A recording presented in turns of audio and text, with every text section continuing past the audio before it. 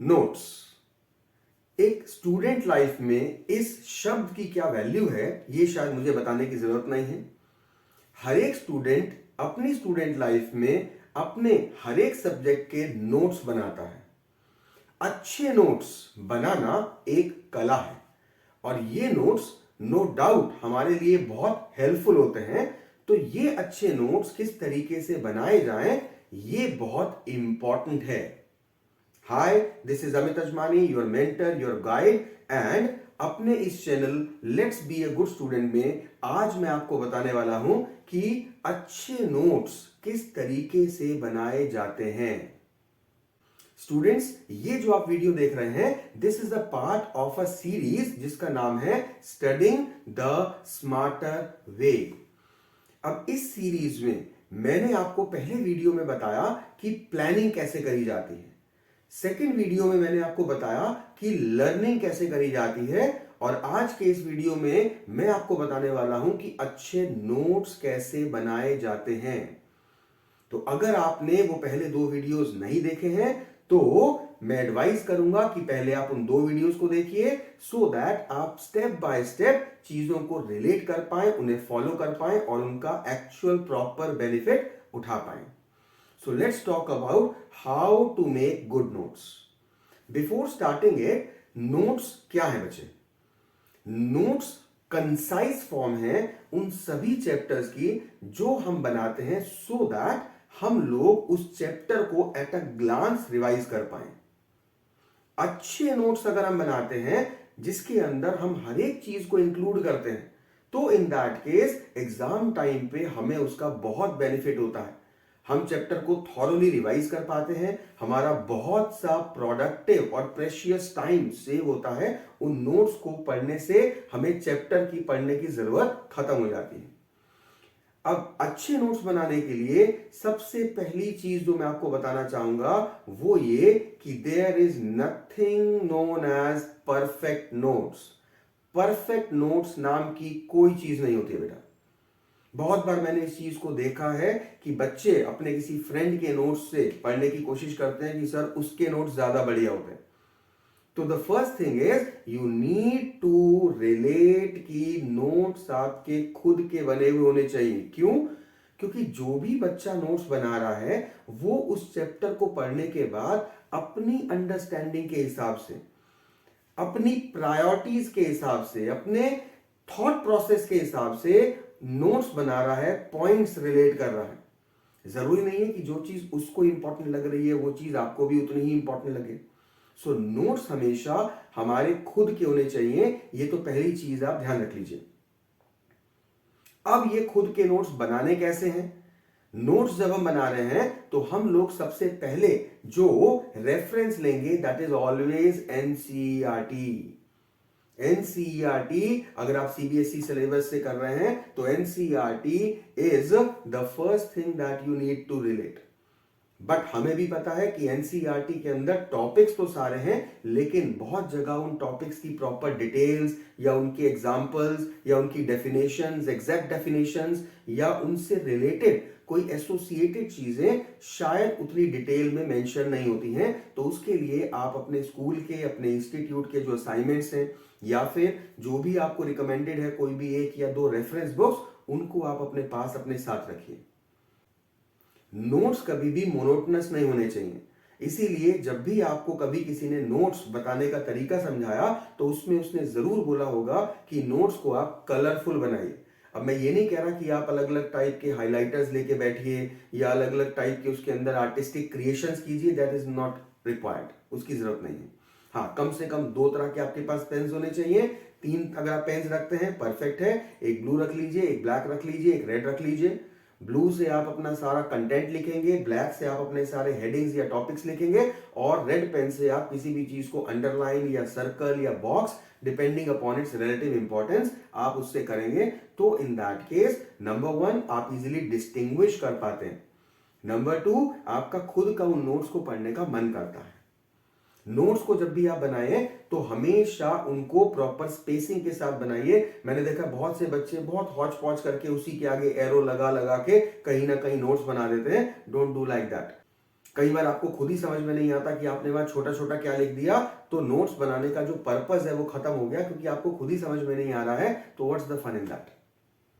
अब जब आप नोट्स बनाते हैं, एनसीईआरटी आपने उठाए, किसी भी एक चैप्टर को, किसी भी सब्जेक्ट के आपने एक चैप्टर को उठा लिया, उस एक चैप्टर के उस पर्टिकुलर टॉपिक को, बेटा जब भी आप किसी टॉपिक में नोट्स बनाते टाइम टॉपिक लिख रहे हैं, तो उस टॉपिक को जरूर पहले बड़ा बड़ा स्पेसिफाई कीजिए कि किस टॉपिक के आप जो है पर्टिकुलरली डिटेल्स लिख रहे हैं। अब उसके बाद उस टॉपिक से रिलेटेड आप पहले एनसीईआरटी से पूरे का पूरा पढ़ लीजिए। उसके बाद फिर जो भी आपकी रेफरेंस बुक या स्कूल या ट्यूशन के असाइनमेंट्स हैं, उस टॉपिक को वहां से पढ़िए। And now you are able to relate, number 1 क्या क्या चीजें तीनों में कॉमन थी, नंबर 2 क्योंकि ये सारी चीजें आपको स्कूल में ट्यूशन में ऑलरेडी पढ़ाई जा चुकी हैं, तो वहां पर आपको साथ के साथ टीचर्स ने ये भी बताया होगा, based on their experience they always tell you कि which thing is more important, या एग्जाम में वो किस तरीके से आती है। जो भी डेफिनेशंस हैं उनको आपने की पॉइंट्स के हिसाब से उस तरीके से लिखना है जिस तरीके से आपको समझ में आए, जिस तरीके से आप उसको लर्न करें और लर्न करने के बाद रिवाइज कर पाए। इसके लिए आप एब्रीवेटेड फॉर्म्स भी यूज कर सकते हैं। बहुत सी चीजों की हम एब्रीवेटेड फॉर्म्स यूज करते हैं। एड्स, AIDS हम एब्रीवेटेड फॉर्म यूज करते हैं। IUCD हम लोग एब्रीवेटेड फॉर्म यूज करते हैं। बहुत बार आप एक्रोनिम्स यूज करते हैं, बहुत से टीचर्स आपको ट्रिक्स बताते हैं एक्रोनिम्स यूज करने के। Sine theta, cos theta, tan theta के फॉर्मूला के लिए मेरे स्कूल टाइम से हमें टीचर्स ने बताया था, पंडित बद्री प्रसाद हर हर बोले, या फिर सम पीपल हैव करली ब्लैक हेयर टर्निंग पेल ब्राउन। तो ये क्या है, बेसिकली आप या तो एक्रोनिम यूज कर रहे हैं या उसको किसी चीज से रिलेट कर रहे हैं। एक्रोनिम का मतलब कुछ बच्चों को शायद नहीं पता होगा, एक्रोनिम का मतलब होता है किसी भी नाम का पहला अल्फाबेट आपने ले लिया। जैसे अगर आप साइंस में रिएक्टिविटी सीरीज पढ़ रहे हैं, तो रिएक्टिविटी सीरीज के अंदर आपने कैल्शियम, पोटेशियम, सोडियम, इन सब का पहला अल्फाबेट ले लिया, आपकी रिएक्टिविटी सीरीज आ गई PBSC मेजेंटल। अब इसमें P क्या है, फॉस्फोरस क्या है, फॉस्फोरस है। B क्या है, बेरियम है। S क्या है, सोडियम है। C क्या है, कैल्शियम है। तो PBSC मेजेंटल, M magnesium, A aluminium, इस तरीके से, राइट। किसी चीज के अगर आपको फॉर्मूलाज करने हैं, आप उन फॉर्मूलाज को अपने हिसाब से रिलेट कर सकते हैं, राइट। तो आप एक्रोनिम बना सकते हैं, आप एब्रीविएटेड फॉर्म्स लिख सकते हैं। प्लस कहीं भी किसी भी चीज में कंपैरिजन करनी है, वो आपको ऑलरेडी पता है कि टेबुलर फॉर्म में टेबल बना के परफेक्ट होती है, तो आप उसका टेबल बनाइए। प्लस फ्लो चार्ट्स बनाइए। अब ये फ्लो चार्ट जो है ना बेटा, ये बहुत इंपॉर्टेंट चीज है। क्यों? क्योंकि जो भी पिक्टोरियल रिप्रेजेंटेशंस होती हैं, डायग्रामेटिक रिप्रेजेंटेशंस होती हैं, वो हमारा दिमाग बड़ी जल्दी कैचअप कर लेता है। तो पिक्टोरियल रिप्रेजेंटेशंस बनाइए, राइट। फ्लो चार्ट के अंदर किसी भी चीज का सीक्वेंस, कौन सी चीज पहले है, उसके बाद उसके दो टाइप्स, उनके फर्दर क्या क्या टाइप्स हैं, उनके क्या फंक्शंस हैं, वो सारे आप फ्लो चार्ट के थ्रू बना सकते हैं। और इन सभी चीजों को करते टाइम हमेशा जो भी आपने स्कूल में, ट्यूशन में पढ़ा, उसके बेस पे रिलेटिव इंपॉर्टेंस दीजिए। अब ये सबसे इंपॉर्टेंट चीज होती है बच्चे नोट्स के अंदर, रिलेटिव इंपॉर्टेंस देना। और उस रिलेटिव इंपॉर्टेंस के लिए अपने कोड्स बनाइए। वो कोड्स किसी भी तरीके के हो सकते हैं। आप लोग कहीं पे भी जो चीज आपको इंपॉर्टेंट लगती है वहां IMP लिखते हैं, या VIMP लिखते हैं, या VVIMP लिखते हैं, very important, very very important. 1 star लगाइए, 2 स्टार लगाइए, 3 स्टार लगाइए, तो आपको अपने आप पता है कि 3 स्टार वाला सबसे ज्यादा इंपॉर्टेंट है, 2 स्टार वाला जो है उससे कम इंपॉर्टेंट है, 1 स्टार वाला उससे कम इंपॉर्टेंट है, और जो बाकी कंटेंट जिस पे स्टार नहीं लगा हुआ है उसको टीचर्स ने इंपॉर्टेंट नहीं बताया। लेकिन इन स्टार वाली चीजों को समझने के लिए वो चीज रिलेट करना या दिमाग में रखना इंपॉर्टेंट है। आपको कौन सी चीज किस तरीके से समझ में आ रही है, उसके हिसाब से वहां पे एग्जाम्पल्स, कोई चीज अपने हिसाब से रेफरेंस में लिखनी है वो रेफरेंस दीजिए। प्लस इंग्लिश में लिखिए, हिंदी में लिखिए, कोई दिक्कत नहीं है। क्यों? क्योंकि ये नोट सिर्फ आप अपने लिए बना रहे हैं। तो वहां पे हमारे को हर चीज जो है, कई बार मैंने बच्चों को देखा है कि वो बुक के अंदर हाइलाइटर से हाईलाइट करते हुए चलते हैं। आपने कभी ध्यान नहीं दिया होगा शायद, लेकिन आप कभी इस तरीके से अगर बुक में इंपॉर्टेंट चीजें हाईलाइट करते हैं तो आज के बाद करते टाइम मेरी इस बात का ध्यान दीजिएगा कि जब आप एक पैराग्राफ पढ़ रहे हैं, उस पैराग्राफ में जैसे ही कोई पर्टिकुलर डेफिनेशन स्टार्ट हुई, अब जैसे ही वो डेफिनेशन स्टार्ट हुई, आप उस डेफिनेशन को अंडरलाइन या हाईलाइट करते हुए चलते हैं अगले फुल स्टॉप तक। एंड ट्रस्ट मी, आप उसको प्रॉपर उस टाइम पे पढ़ ही नहीं रहे हैं, क्योंकि आपका ब्रेन ये कह रहा है कि मैंने इसको इंपॉर्टेंट मार्क कर लिया शुरू से लेके एंड तक, अब ये इंपॉर्टेंट है, इसको बाद में पढ़ूंगा।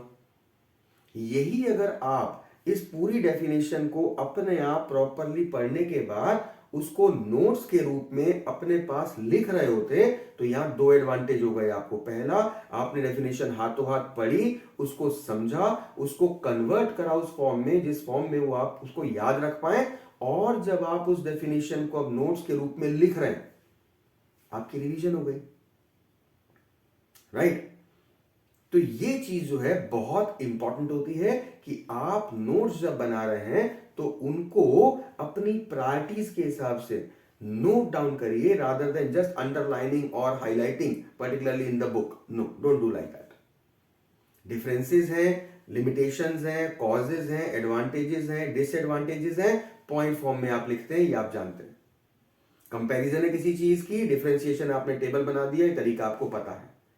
अब आपने एक टॉपिक अपने हिसाब से अच्छे से पूरे का पूरा लर्न करने के बाद अपने हिसाब से उनके नोट्स बना लिए, आपने और एक रेफरेंस बुक या टीचर्स या ट्यूशंस के असाइनमेंट्स के अंदर से जितने भी एडिशनल पॉइंट्स हैं वो ले लिए, अपनी तरीके से एग्जांपल्स आपने उसके अंदर इंक्लूड कर दिए। Now your notes are going to serve you the purpose of all these three things, आपकी एनसीईआरटी, आपकी रेफरेंस बुक, ट्यूशन और स्कूल के असाइनमेंट्स। अब आपको इस तरीके के नोट्स बनाने हैं कि आपको इन तीनों चारों चीजों की बजाय सिर्फ अपने नोट्स देख के काम चल जाए, राइट? कोडिंग जो आप दे रहे हैं आप किसी भी तरीके से दे सकते हैं। मैं जो कोडिंग बच्चों को बताता हूं, आपने star, double star, triple star कर दिया, या फिर कई जगह आप लिखिए सिर्फ आर। आर का मतलब है रीड ओनली, कि सिर्फ उसको आप रीड करिए, अंडरस्टैंड करने के लिए वो इंपॉर्टेंट है, या किसी और चीज का वो कंसेप्ट है। अगर किसी चीज को आपको लर्न करके उसकी डेफिनेशंस है, एल लगा दीजिए कि ये लर्न करने वाली चीज है। कई जगह पे आपको लगता है कि टीचर ने आपको बताया था कि ये चीज तो बहुत ही इंपॉर्टेंट है, उसको रख लीजिए जी यूआई अल्ट्रा इंपॉर्टेंट, राइट? और इस तरीके से जब आप कोर्स बनाते हैं तो इसका एक और एडवांटेज क्या होता है कि जब आपका 2 दिन बाद एग्जाम है तो आप सबसे पहले उस यूआई वाले, उन ट्रिपल स्टार वाली चीजों को देख के जाइए। उसके बाद आपके पास टाइम बच रहा है तो आप स्टार, डबल स्टार वालों को देखने वाले हैं, राइट? सो अल्टीमेटली हमारा नोट्स बनाने का पर्पस ही जो है वो अपने आप को एक एडवांटेज देना एग्जाम टाइम पे, ये पर्पस है हमारा। तो वो पर्पस अगर सॉल्व ही नहीं हुआ, अगर हम अपने बनाए हुए नोट्स को समझ नहीं पा रहे हैं, या अपने बनाए हुए नोट्स को ही हम लोग पूरी तरीके से सेटिस्फाइड नहीं है उससे, नोट्स को करने के बाद भी अगर हमें बाद में फिर बुक उठानी पड़ रही है, so that means you have wasted your time in making those notes, that precious time has been wasted. तो नोट्स जब आप बनाते हैं खुद बनाइए ताकि आपको प्रॉपर अंडरस्टैंडिंग आए, लिखते टाइम उसकी आपको रिवीजन हो जाए, और आपको खुद को पता हो कि आपको कौन सी चीज कहां पर कितनी इंपॉर्टेंट लगी थी। एंड क्योंकि आपने ये नोट्स अपने तरीके से बनाए हैं, अपने हिसाब से इंग्लिश हिंदी को मिक्स करके लिखा है, सो वो चीज आपको ज्यादा बेटर रिलेट होगी rather than taking somebody's else notes. अब आपके टॉपिक के नोट्स बनकर तैयार हो गए, आपने सारी हेडिंग ब्लैक पेन से लिख दी, सारे नोट्स ब्लू पेन से बना दिए। अब उठाइए रेड पेन। अब इस रेड पेन से इन नोट्स के अंदर कौन कौन से कीवर्ड्स हैं, कौन कौन सी चीजें आपको लगता है ज्यादा इंपॉर्टेंट हैं, कौन कौन सी चीजें आपको लगता है कि वो बेसिकली क्रक्स है उस डेफिनेशन का, या उस पर्टिकुलर फॉर्मूले का, या उस पर्टिकुलर थ्योरी पार्ट का, उसको रेड पेन से अंडरलाइन कीजिए, या बॉक्स बनाइए, सर्कल कीजिए, वटेवर, जो आपको, जैसा आपको अच्छा लगे उस तरीके से, जैसा आपको हाईलाइटेड वो उभर के आए, ताकि आपको उस पेज में देख के ही पता चल जाए कि ये हेडिंग थी ब्लैक पेन्स, उसके बाद ये डेफिनेशंस और डिटेल्स थी ब्लू पेन्स, और ये बेसिकली हमारे रेड वाली चीजें हैं जो कीवर्ड्स हैं या जो इंपॉर्टेंट फॉर्मूलेज हैं। बाकी स्टार और डबल स्टार और ट्रिपल स्टार और इंपॉर्टेंट और अल्ट्रा इंपॉर्टेंट तो आप लगा ही रहे। फाइन। अब एक टॉपिक के आपने नोट्स बना लिए, दूसरे टॉपिक के नोट्स बना लिए, तीसरे टॉपिक के नोट्स बना लिए। अब इसमें थोड़ा थोड़ा स्पेस जरूर छोड़ते हुए चलिए।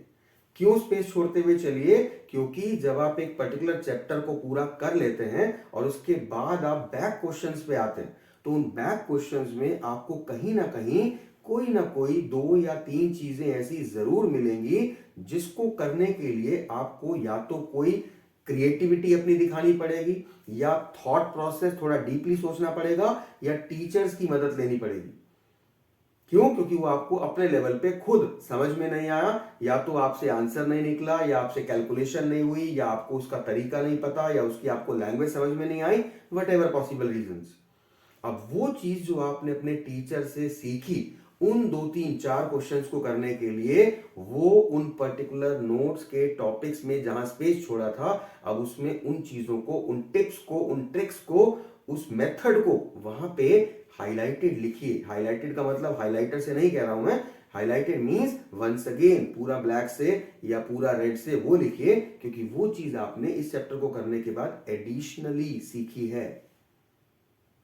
राइट? वो चीज आप जब खुद चैप्टर पढ़ रहे थे, जब आप खुद नोट्स बना रहे थे, तो आपको वो चीज वैसे रिलेट नहीं हुई थी। बैक क्वेश्चंस करने के बाद या टीचर्स की मदद मिलने के बाद आपने वो किया, तो उसको हाईलाइट करना, उसको उतनी इंपॉर्टेंस देना जरूरी है। वो चीज आप ऐड कर पाए नोट्स में, उसके लिए वहां पे स्पेस दीजिए। प्लस एक बहुत इंपॉर्टेंट चीज आपको बता रहा हूं मैं स्टूडेंट्स, ये वो चीज है जो नॉर्मली स्टूडेंट्स नहीं करते हैं, कि आपने जब एक टॉपिक के नोट्स बना लिए, 2 टॉपिक के नोट्स बना लिए, अगर वो रिलेटेड टॉपिक्स चलते आ रहे हैं, तो अब इनके माइंड मैप्स बनाइए। अब माइंड मैप्स एक पर्टिकुलर टॉपिक से रिलेटेड जितनी भी डिटेल्स हैं, एक पूरे पेज के ऊपर बीच में टॉपिक लिखिए, उस टॉपिक से रिलेटेड उसकी डेफिनेशन एरो लगा के, उसके बाद उसके causes, advantages, limitations, examples, relevant details, etcetera etcetera, जो भी उस टॉपिक में गिवन था, वो सारा उस माइंड मैप में जब आप करते हैं, this is your third time revision. First time आपने जब चैप्टर रीड किया था, उसके बाद उसमें क्या क्या इंपॉर्टेंट है जिसको आपको नोट डाउन करना है, फर्स्ट टाइम रिवीजन थी। फिर आपने जब उसको नोट डाउन किया, वो आपकी सेकेंड टाइम रिवीजन थी। अब 2 2 3 3 टॉपिक जो रिलेटेड थे, या मान लीजिए 4 टॉपिक्स रिलेटेड थे, आधा चैप्टर रिलेटेड था, या पूरा ही चैप्टर उसी टॉपिक के ऊपर है, अब जब आप उसका माइंड मैप बनाते हैं, तो उन सारे टॉपिक्स को आप और ज्यादा कंसाइज करके वो 2 2 3 3 4 4 टॉपिक्स एक पेज पे ले रहे हैं, माइंड मैप्स के रूप में, पॉइंट फॉर्म के अंदर। That is your third time revision. आधे से ज्यादा चैप्टर आपको लर्न हो जाएगा बच्चे। और उसके बाद एक सिंपल सा प्रोसेस, ये चैप्टर जब आपने कर लिया, तो एक और सबसे कॉमन प्रॉब्लमैटिक एरिया, कॉमन दिक्कत जो बच्चों को आती है, दैट इज भूल जाते हैं। अब वो भूल क्यों जाते हैं? क्योंकि आगे दौड़ पीछे छोड़, आज उस चैप्टर को किया, अगले 1 महीने तक उस चैप्टर को देख ही नहीं रहे हैं। तो make sure maximum 10 days gap, maximum I am telling you, 10 दिन के अंदर अंदर minimum 4 days, maximum 10 days, perfect time Sunday के संडे, वीकली 1 हफ्ते का गैप डालिए, और 10 मिनट का टाइम निकाल के वो जो आपने नोट्स बनाए थे, एक बार उस पर सिर्फ नजर मार लीजिए, ताकि आपको दिमाग में फ्रेश हो जाए, ब्रश अप हो जाए कि आपने क्या क्या पिछले चैप्टर में किया था। क्योंकि अब तो स्कूल में अगला चैप्टर चल रहा है, लेकिन पिछला चैप्टर भूलना तो नहीं है ना यार। ये अगर आप करते हुए चलते हैं, trust me, you will find it so convenient and so comfortable doing your topics, कि आपको खुद को लगेगा कि हाँ यार, मुझे तो सब याद है। बाकी बहुत से वीडियोस हैं YouTube पे जो आपको अच्छे नोट्स बनाने का तरीका समझाते हैं, सुनिए सबकी, करिए अपने मन की, जिससे जहां से जो अच्छा मिल पाए उसको अप्लाई कीजिए। मैंने जो आपको टिप्स बताए हैं, उनमें से आपको कोई 1 2 4 टिप्स अच्छे लग रहे हैं, उसको अप्लाई कीजिए, and you will find a good result. Fine. So I hope कि this particular method of making notes is definitely going to help you out. आप इसको प्रैक्टिस करने की कोशिश कीजिए, अप्लाई करने की कोशिश कीजिए, एंड सी द डिफरेंस। और अगर तरीका अच्छा लगे तो फटाफट से इस चैनल को सब्सक्राइब कर लीजिए, क्यों? क्योंकि हमने इस चैनल में पहले बहुत से वीडियोस में ऐसी बहुत सी अच्छी अच्छी चीजें बताई हैं जिसको अगर आप देखेंगे तो definitely you will be getting benefited. Fine. तो नेक्स्ट वीडियो में once again I will be coming up with one important topic. तब तक के लिए खूब मन लगा के पढ़ाई कीजिए, अच्छे नंबर लेके आने हैं, उसके लिए मेहनत करनी पड़ेगी। स्टडी हार्ड, अपना ध्यान रखिए। सी यू ऑल, टेक केयर।